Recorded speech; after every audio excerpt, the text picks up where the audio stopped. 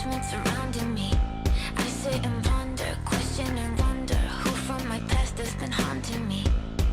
Try to open my eyes, but I keep seeing two of me. Type and delete all my feelings, I'm with it. It's 5 in the morning and Alright, I have to talk about Bernie Eccleston. He has spoken. The Mercedes appointment, /FIA appointment, the Shyla Ann Rao, she's been appointed to FIA Interim Secretary General, and it's caused a bit of a stir among the F1 paddock. I've got to talk about the Sir issue because, well, Sir Lewis Hamilton did not even get his title at the British Grand Prix, which was fascinating. And I've got to talk about game covers. A friend of mine has asked me to talk about game covers and why Sir Lewis Hamilton is not on the base game. Now let's get into this. Bernie has referred to the appointment of Shyla Ann Rao to the FIA Interim Secretary General as dangerous. Well, bloody dangerous to be specific. She's former Mercedes. I'm not particularly certain what her role in Mercedes was. I believe she was involved in something related to legal issues, but it's neither here nor there.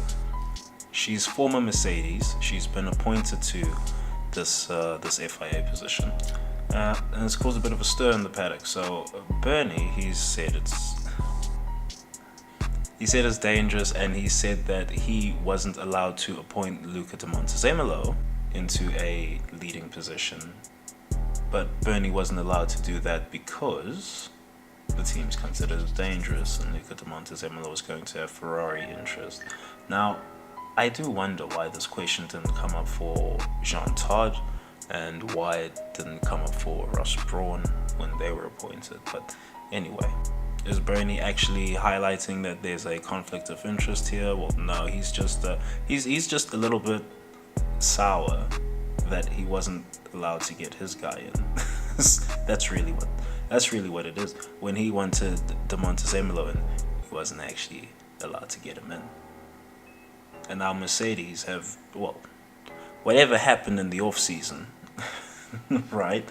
Whatever so happened in the off season, Mercedes have made a deal, or someone has definitely made a deal to get Shyla Ann in this position. And her role is actually going to be about providing transparency on what exactly the FIA is doing. So I don't really see why this would be a problem for anyone, quite frankly. Bernie says his evidence for a conflict of interest having already occurred is that Mercedes rocked up to Canada with some extra stays on their floor on account of whatever the technical directives were going to be. Now, it's superfluous right now, whatever Bernie has said. I guess Bernie himself didn't know how things were actually going to play out in regards to how long data gathering, quote unquote, was going to take place. But yeah, the technical directives were not actually active in Canada, so this doesn't really matter anyway. Plus, Mercedes were having issues with their floor anyway, leading up to Canada, well, long before Canada, right, all season. So, so it's obvious. It's not actually out of the question that they would have already had these parts thought up and on the way, en route to Canada. So yeah, Bernie's reaching a bit here, but hey, Bernie, I don't think Bernie is taking his own take seriously. I believe he's saying it in a joking fashion. He's being very jovial about it. But he has said it, so I got to talk about it, because when Bernie speaks, his words carry some weight, and they reach pretty far. So he's also stated, Bernie, that Toto Wolff is getting a bit fed up with Sir Lewis Hamilton, because Bernie questions if Sir Lewis is even trying. This is perhaps a throwback to the San Marino Grand Prix. I called out Sir Lewis Hamilton at the San Marino Grand Prix too. He didn't actually show up that day. If that was Sir Lewis Hamilton, then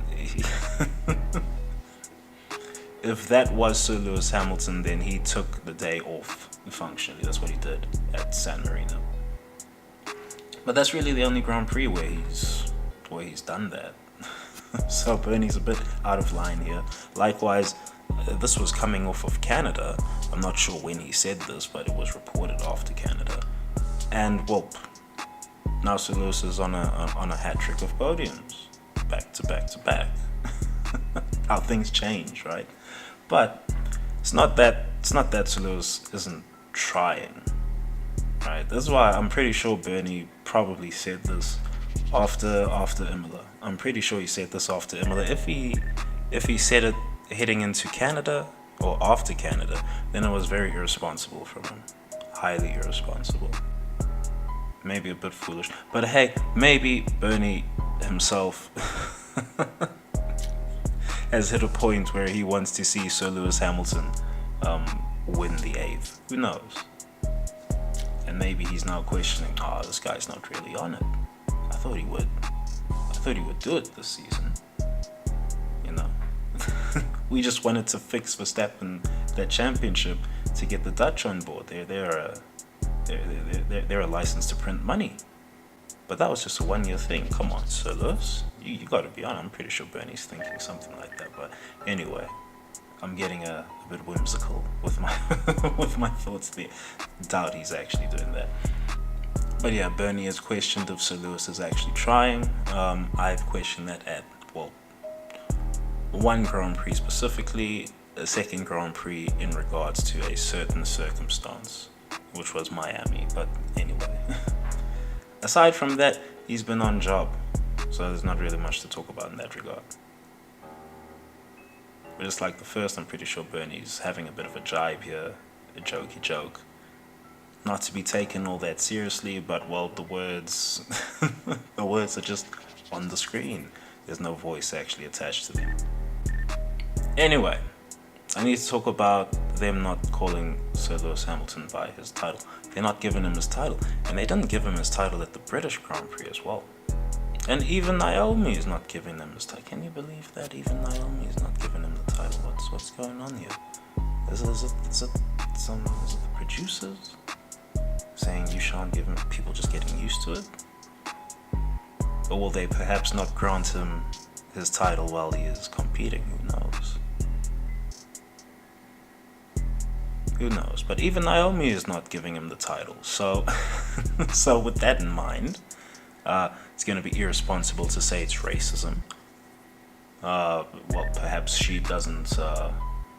Perhaps she's not a fan of the whole British institution and the whole British monarchy, so she rejects the whole sirs and knights thing. Who knows? Maybe the whole Sky presenters cast do that. Well, sans one or two. But yeah, I consider it very interesting that even Naomi is not granting him the title of Sir. Now I have to get a bit esoteric with it. Right, and get a little eclectic in order to explain, well, what's happening here. At least for myself. At least for myself. So they won't give him the title of Sir while he is still competing. This is what I'm assuming right now. Ideally, they're calling him Sir by the start of next season or 2 seasons' time. Who knows? But I doubt they will. I doubt they will. So they perhaps won't grant him the title while he is competing. Why won't they grant him the title while he is competing? Well, if they grant him the title, it's going to grant him an extra gravitas.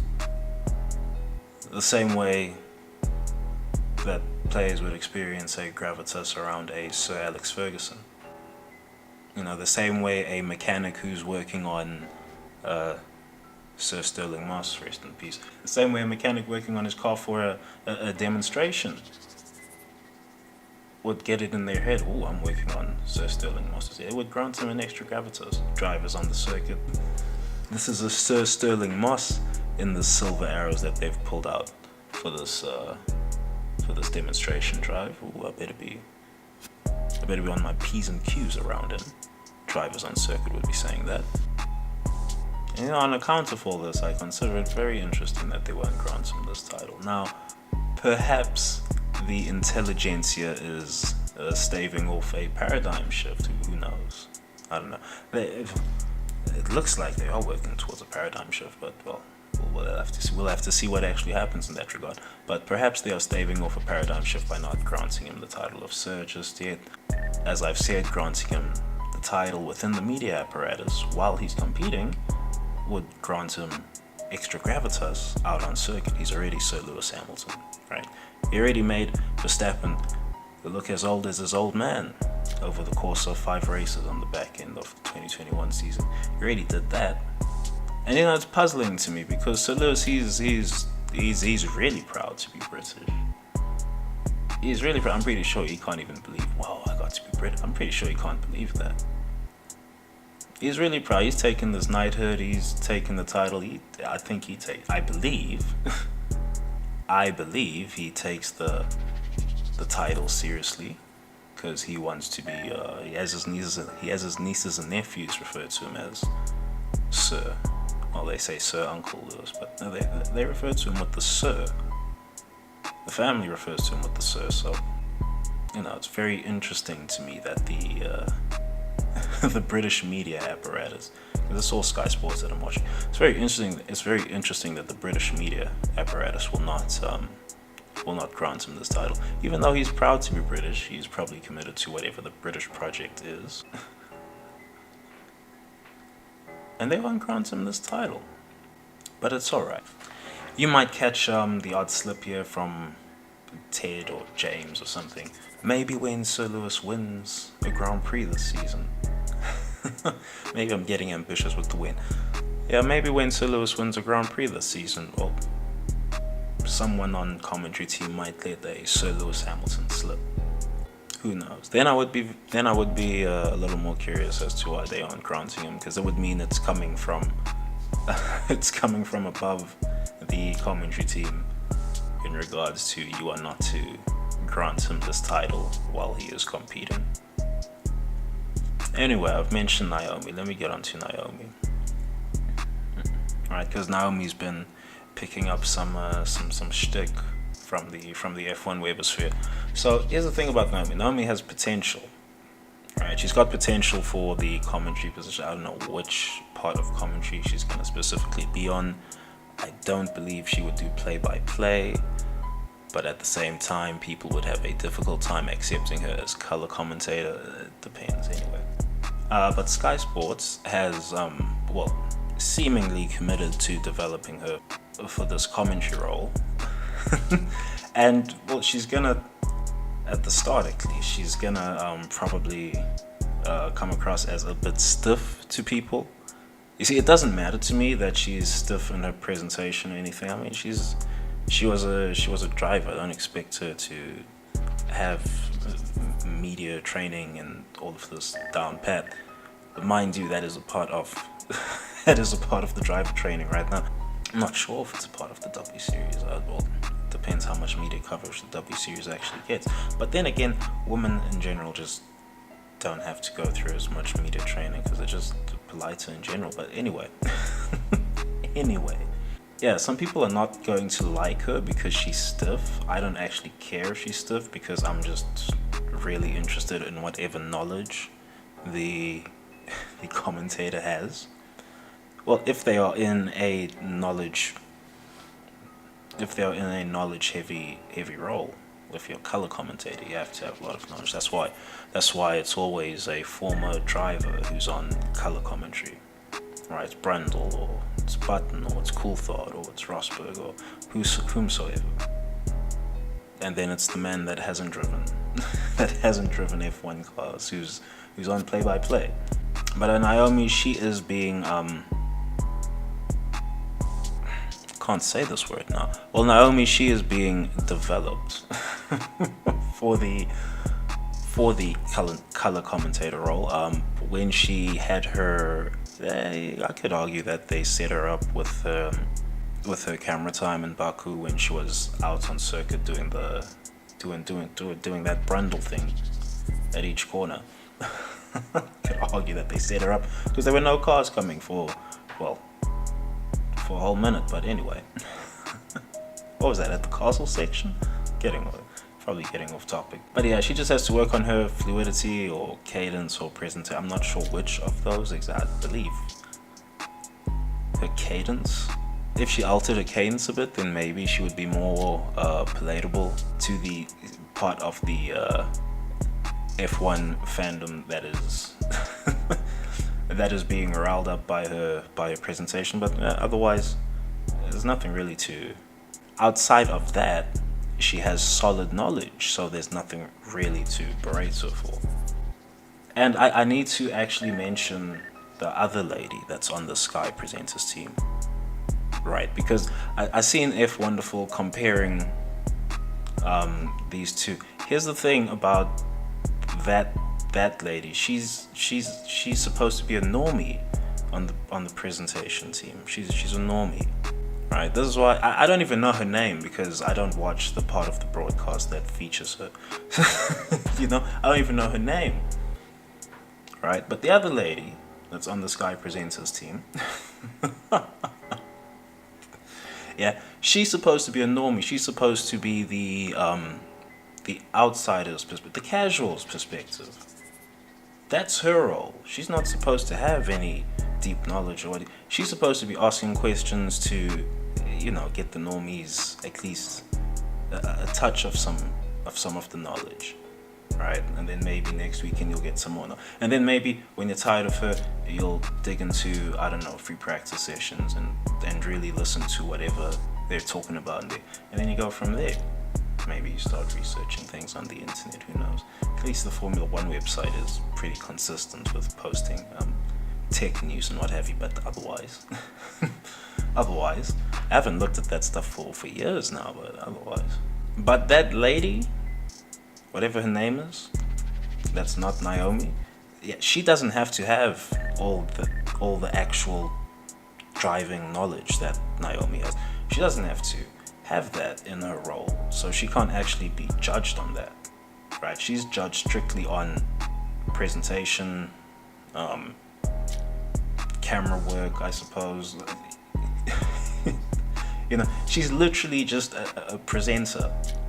That's all she's. Yeah, she's gonna have some F1 knowledge. She's in the space, but she's otherwise just a presenter. She's not supposed to be a former driver or anyone bringing some type of knowledge, that wild enthusiast like Kravitz or some.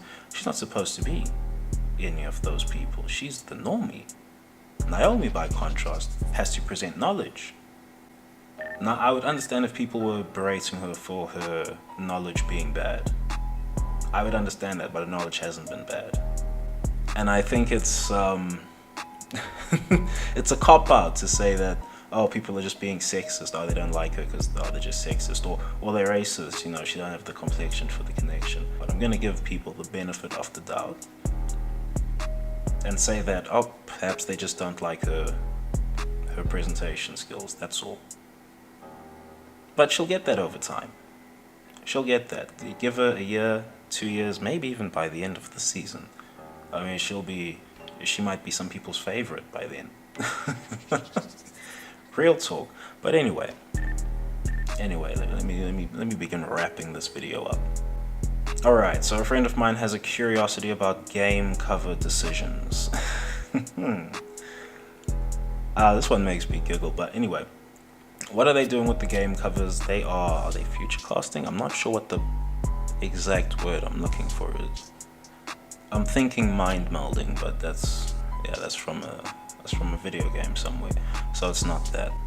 But what they are doing is shaping the outlook of the future F1 fans, next gen of F1 fans, because it's mostly kids that are playing games. Yeah, there's adults here. They might probably buy the Champions Edition, but really most aren't gonna bother with that. So they've removed him from him.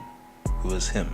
They've removed him, Sir Lewis Hamilton, from the base game cover, because they need to remove him from the collective thoughts of, well, the youth and whichever part of the F1 fandom is deep into the gaming part of it.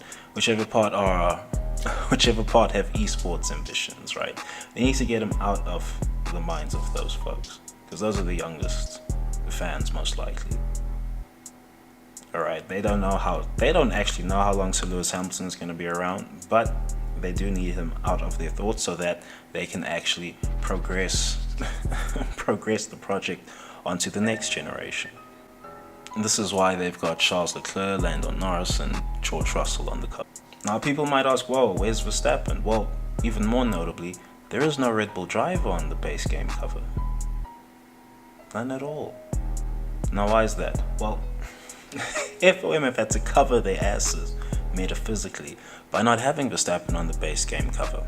Now, what do I mean by cover their asses metaphysically, right? Well, because they've sold a lie. Because they've sold a lie, right? This is probably F1 esoteric at this point. But because they've sold a lie with the 2021 finale, alright? They now have to communicate that lie somewhere in plain enough thoughts, right? So there's no champion on the base game cover because there is no because the guy who was crowned champion is not actually champion by the letter of the law, and the guy who lost the championship is supposed to have won the championship, but they screwed with the rules, so he doesn't have the championship. So they had to cover their asses metaphysically because they fucked with reality. They fucked with reality, and there's a rule. You know, everyone knows the rule. You're not allowed to tell lies. This applies all across the apparatus, top to bottom. Right? You can be Jeff Bezos, Elon Musk, and you can be a hobo. Right? You're still not allowed to tell a lie. Because if you tell a lie, then reality is going to catch you out later. So the apparatus, the elites, the technocrats, all of that, well, because they've got the perfect understanding on human psychology, on accounts of MK Ultra research and Joseph Goebbels research, and well, various people's research. All right, there's even some Machiavellian research and all that. Various people's research. They've got all this information, so they know exactly how to dictate psychology. Well, exactly how to dictate the psychology of the modern man. You're gonna see the gamers pipe down on complaining about 2021. They've covered their asses metaphysically here, putting Sir Lewis Hamilton on the Champions Edition because he's the champion. Verstappen goes there too, just because, hey, look, he's also a champion, right? Quote unquote. But he's not the real champion, so he doesn't make the base game cover. No Red Bull drivers made the base game cover because Red Bull did a boo-boo at Abu Dhabi in regards to, well, corrupting the race director, but heavens forbid we say that out loud. Verstappen is indeed supposed to be on the base game cover. He's supposed to be there if he's a legitimate champion. He's supposed to be on the base game cover. He's not. They've also let slip on this cover that Lando Norris is the number one at McLaren, even if it's not in writing. This isn't any secret to anyone who's been paying attention. Charles Leclerc being the spearhead for Ferrari, that's no surprise. Why is this important? Well, I don't know, people kind of, for me, to understand the amount of reach that FOM has in terms of how Formula One is aired to the public. Like, understand this about FOM's reach, right? The reason that these racing games can't have full damage models, quote unquote, where even side pods come off and everything, they can't have full damage models like that because FOM actually dictates to the games developers what the advertisers want. And that advertising spot on the side of the cars, that's a high value spot. That's a very high value spot. It's always on the camera when the car goes by. Every corner, you're forced to look at it essentially. Here goes an advert. Here goes another advert. They're just selling product. They're just keeping the money rolling. But yes, those sponsor slots are so valuable because they even translate into the gaming sphere. And yeah, all those cars there, those are still adverts. You get the livery on it. Yeah, that's someone's advert. And FOM dictate that some of these adverts cannot be, well, you're not allowed to remove that advert because that's a high value spot. And it's great they've got it in the video games. I mean, well, let me not get into the whole mind control thing right now, but it's great they've got it in the video games because, well, it just reinforces the apparatus as I understand it. But anyway, that's the vid. Peace. Alright, this is Editor Dio over here. If anyone's wondering why I'm uploading intros and stuff, I'm in a bit of a creative pocket right now, very good creative pocket, so I'm gonna exploit it. Two, I just need to get some channel assets going. I wanted to make intros for a while, just wasn't in the mood. Now I'm in the mood, I'm pumping out a few. Ideally, I want to have like an army of 100 intros or something, and I can just pick and choose intros for anything. But that's a very long way off. That's a very, very long way off. And even getting sorted on fonts, typecast, and type font, and all of that is just a whole other mess for another time. But if you're wondering why I'm uploading intros or shorts, whatever you might want to call them, that's why. Anyway, peace. Hope you enjoyed the video if you made it here.